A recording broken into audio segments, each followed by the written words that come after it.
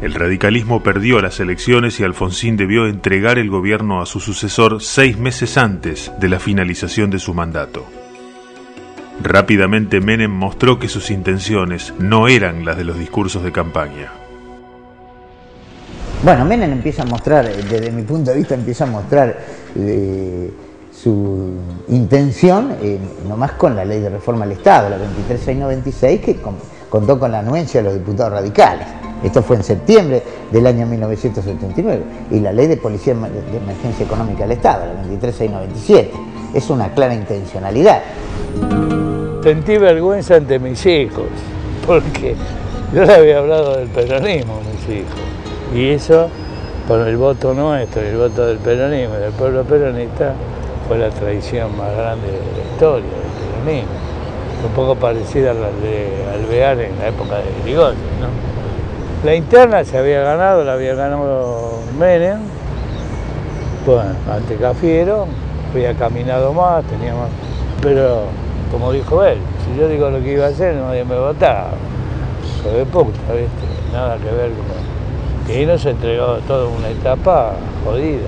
Nada de lo que deba ser estatal permanecerá en manos del Estado. Nada de lo que deba ser estatal permanecerá en manos del Estado.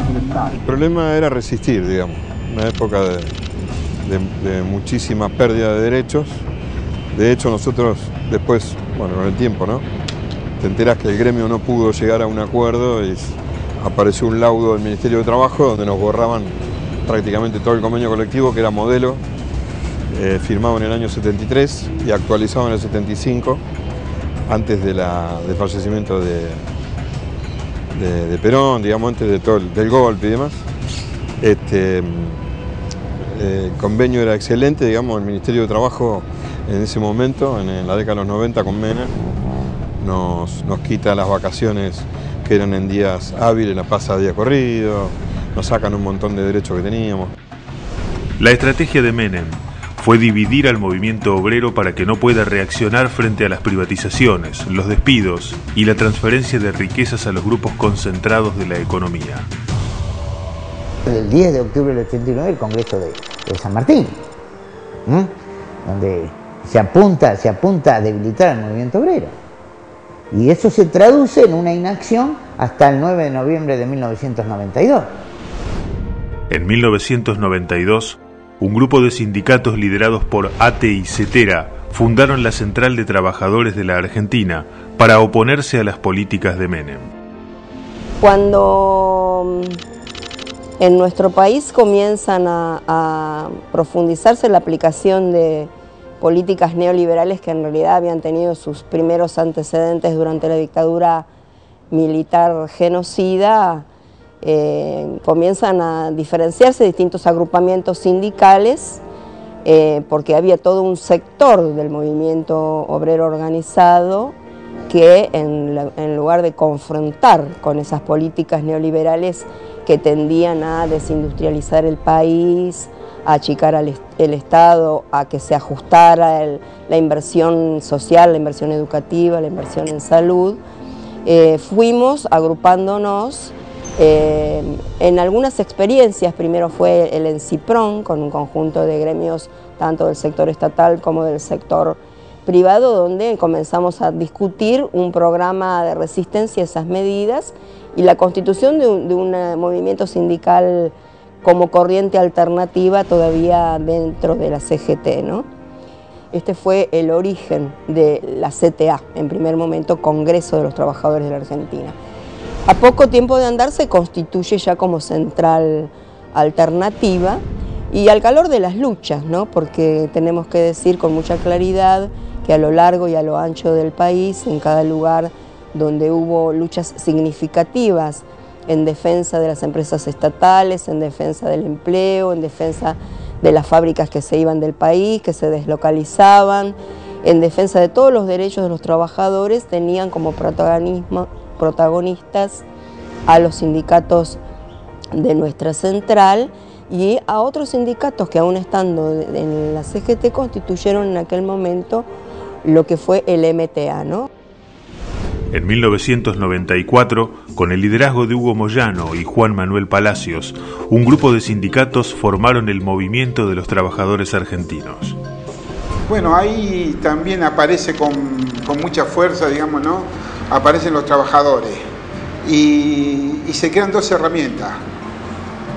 Una desde adentro de la CGT, que la crea, digamos, el compañero Hugo Moyano, que es el MTA, el Movimiento de Trabajadores Argentino, y se crea también la CTA, la Central Argentina de Trabajadores, que en ese momento la conducía, digamos, el compañero Víctor de Llenaro.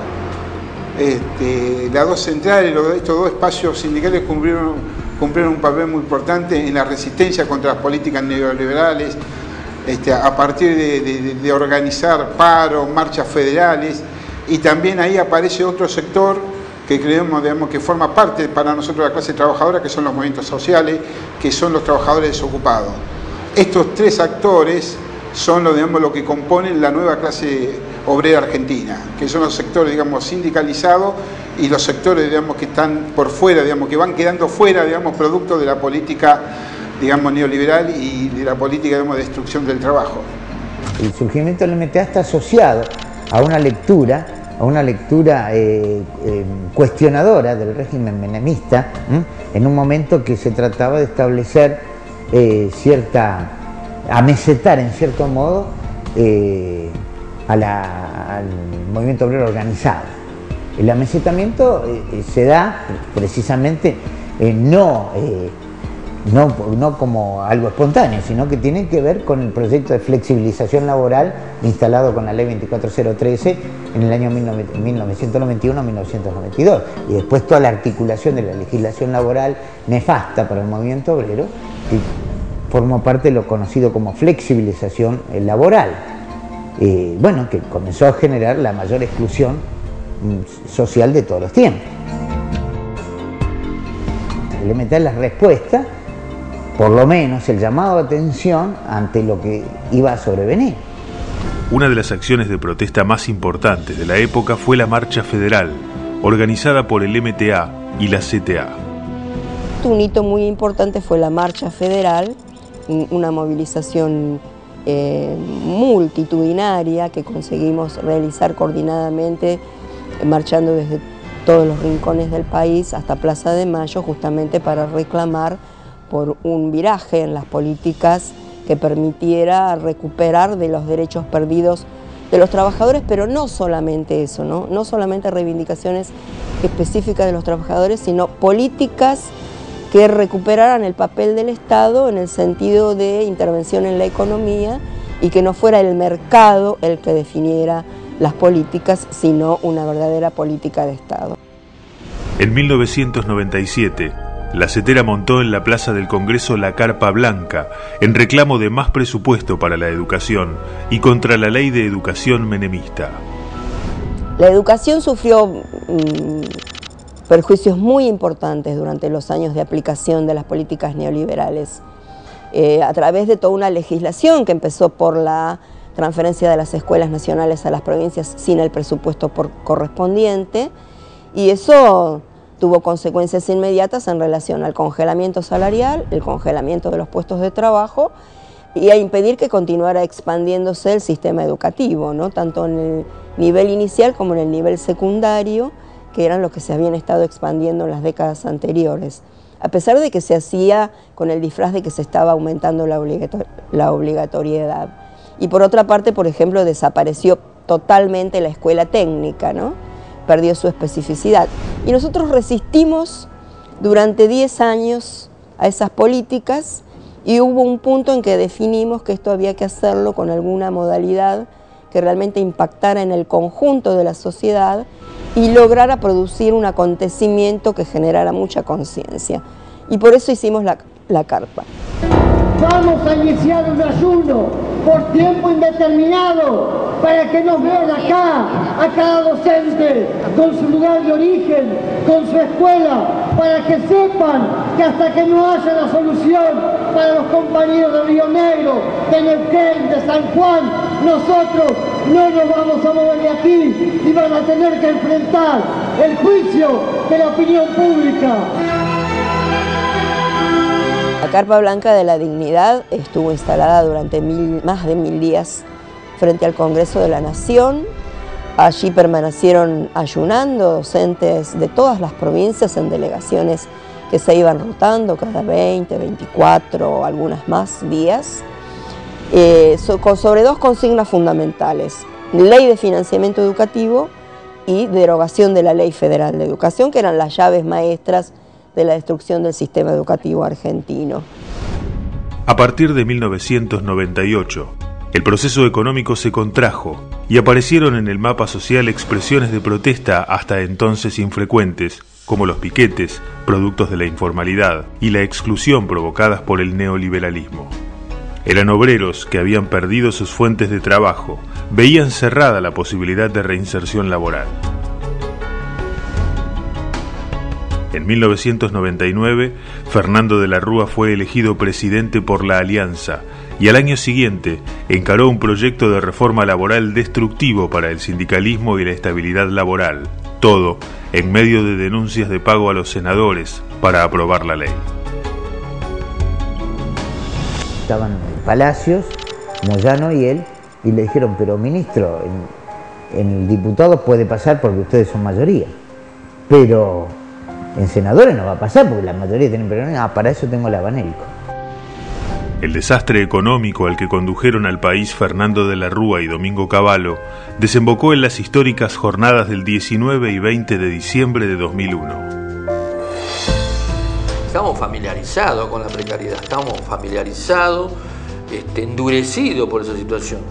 Lo que pasa es que, bueno, el pueblo fue resistiendo, fueron apareciendo movimientos sociales, lo que no lo podía expresar orgánicamente la clase trabajadora organizada en su forma tradicional de lucha, el pueblo fue encontrando sus formas.